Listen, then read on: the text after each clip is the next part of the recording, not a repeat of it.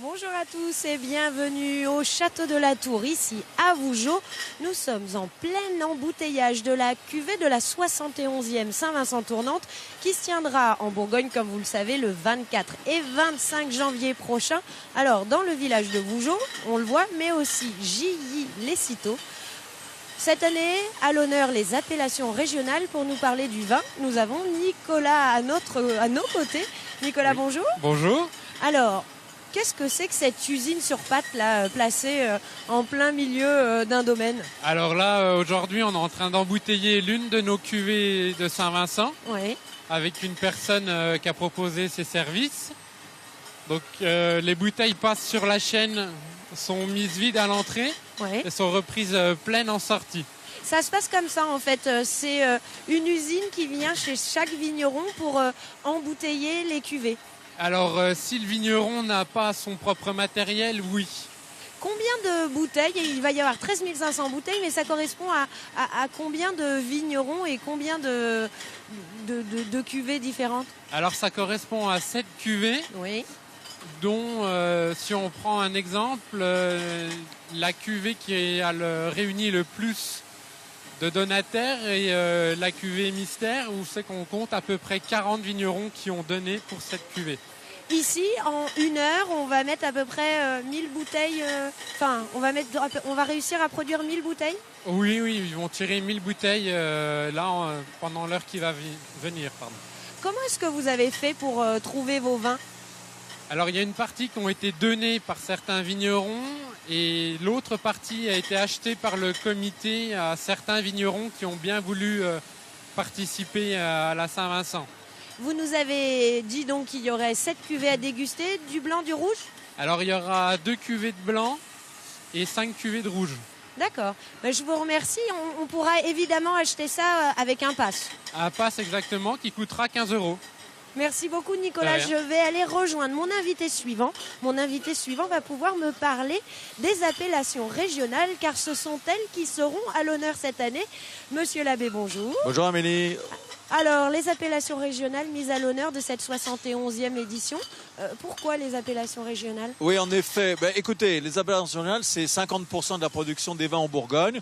Et on a trouvé que l'écrin Vougeot, Château du Clos Vougeot pouvait bénéficier à ces appellations qui font des vins remarquables. Il y a quoi dans ces appellations Alors, régionales? on présente des vins blancs et des vins rouges, un Bourgogne aligoté, un Bourgogne blanc, un Bourgogne rouge et aussi des coteaux bourguignons. Voilà, ce sont des millésimes qui vont très très bien se prêter à une dégustation au mois de janvier. On espère qu'il fera ce temps-là. Ça sera bien. Ça sera bien, on n'en doute pas. Absolument. Dans ces appellations régionales, c'est l'entrée de gamme vers la Bourgogne? Alors, oui, effectivement, l'entrée de gamme, ce sont les petits frères des grands vins et on y prend autant de plaisir. Bon, ce sont des vins qui sont plus faciles à boire que les grands noms connus, mais qui peuvent agrémenter les plats de tous les jours. Mais ils sont aussi plus facilement abordables pour tous les jours. Oui, et en termes de prix. Et au niveau prix aussi, bien sûr, absolument. Est-ce que vous avez une petite préférence là? Vous pourriez nous orienter un petit peu sur le blanc, le rouge? Qu'est-ce que vous préférez? Ah, mais écoutez, je commencerai bien par les vins rouges et je finirai bien par les vins blancs. Mais non, j'ai pas de préférence, vous savez. Bon, je vais faire ce sont tous nos bébés. Ce sont tous vos bébés. Bon, je vais faire ma vraie journaliste. On est en train de mettre en bouteille la cuvée mystère.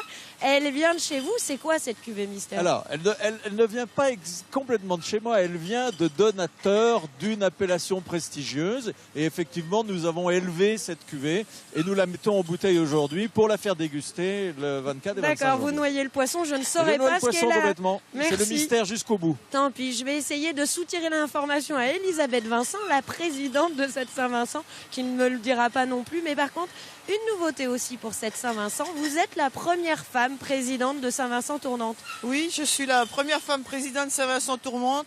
Ça a été un concours de circonstances. Parce que comme j'étais la seule femme au bureau, ils ont dit il n'y a qu'une femme, elle n'a qu'à prendre. Puis j'ai accepté, je vais essayer de mener à bien ma mission jusqu'au bout. De toute façon, cette Saint-Vincent Tournante est marquée par les défis. Vous relevez un défi, l'organiser très rapidement. On relève un défi parce qu'en fait, ça s'est décidé très rapidement. Parce que la confrérie nous a demandé, parce qu'ils avaient ils avaient un désistement, donc on l'a pris. Alors comme on a pris, on va assumer. Mais c'est vrai qu'il y a beaucoup de choses à faire en pas longtemps. C'est ça, d'habitude, il faut à peu près 3 ans pour organiser une Saint-Vincent. Là, vous le faites en 9 mois. D'habitude, il faut 3 ans, mais surtout notre gros handicap, c'est qu'on est obligé d'acheter les vins parce que nos vignerons n'ont pas eu le temps de préparer les cuvées. Donc ça dégrève beaucoup le budget, mais on va s'en sortir. Bon, c'est pas une nouveauté pour Vougeot et Gilly. Les Citeaux, c'est votre 4e édition. C'est la 4e édition pour les deux villages en 1956. En 1983, en 2003, avec plusieurs villages environnants, c'était un petit peu spécial parce qu'il n'y avait pas de caveau. Et puis là, en 2015. Une dernière question, cette Saint-Vincent s'appelle aussi la Saint-Vincent sur le chemin des moines. Pourquoi? Oui, on en a fait notre thème pour la bonne raison que, à quelques années près, ce sont les 900 ans de la première cuvée que les moines avaient fait au Clos de Vougeot. Donc on a eu cette idée d'associer aussi le patrimoine au vin.